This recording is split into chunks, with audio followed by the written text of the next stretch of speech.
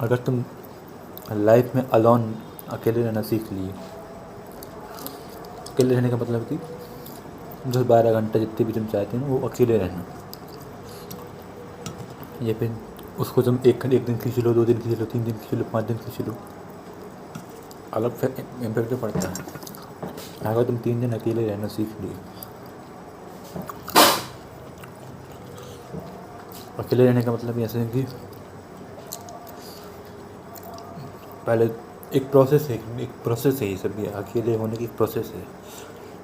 पहले तो तुमको दोस्तों से कट होना पड़ेगा, धीरे धीरे दोस्तों से कट होगा, क्योंकि उनसे फीलिंग जुड़ी होती है, उनसे कुछ रिलेशनशिप बन चुका होता है ना। कहीं फाइनेंशियल रिलेशनशिप रहता है, कहीं तो सबका अपना अपना रहता है, तो उसी वजह से सब लगे हुए रहते हैं।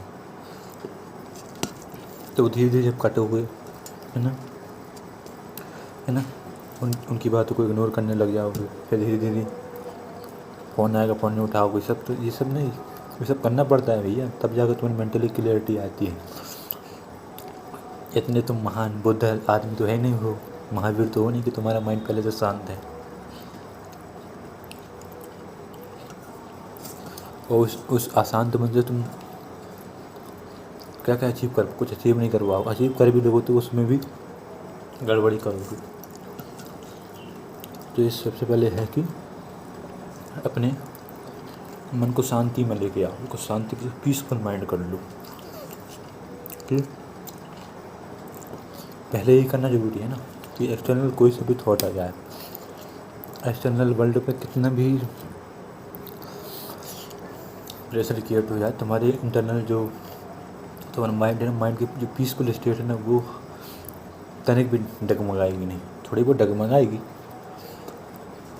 अगर वो प्रॉब्लम नहीं होगी तो डगमगाएगी, अगर वो रिपीटेटिव प्रॉब्लम होगी तो नहीं डगमगाएगी, क्योंकि तुम उस पर वो हो जाते हो, क्या उस पर तुम एबिलिटी ले आती हो कि इसको कैसे फाइट करना है, इसको कैसे फेस करना है।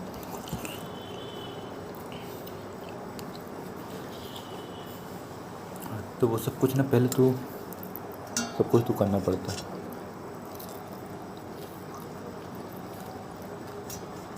पहले तो अकेला होना सीखो, मतलब फैमिली से, मतलब बोलते हैं वनवास, 14 साल का वनवास। अब 14 साल का वनवास तो उनके राम के लिए हुआ था, तो भारत रथ चलेगा ये वो, मतलब लक्ष्मण जी ना, सीता तो चलेंगे साथ ही में। देखो तुम कैसे करोगे बेटा, तुम कैसे करोगे, तुमको सब छोड़ना पड़ेगा एक टाइम पे, चाहे विपासना जाओ चाहे कहीं जाओ, है ना। और धीरे और एकदम से मत छोड़ना, कि एकदम से छोड़ोगे तो कभी भी छूटेगा। ट्राई मार लेना, ट्राई मार लेना, एकदम से कोई नहीं छूटता कोई चीज़, प्रोसेस में आती है चीज़, तब आके वो चीज़ें ठंड आती हैं। अगर वो प्रोसेस में चीज़ें नहीं है तुम्हारी, तो तुम कितने भी कोशिश कर लो नहीं छूटेगा। अब तुम कोई भी नशा छोड़ने की कोशिश कर रहे हो, चाहे वो सिंपल सा चाय वाला नशा भी है, तुम नहीं छोड़ पाओगे जब तक तुम उसको इंटरनली कनेक्ट नहीं कर पाओगे कि तुम वो क्यों ये हाथ पाओगे। सबको कनेक्ट करने का कनेक्शन जो है ना, अलग अलग होता है।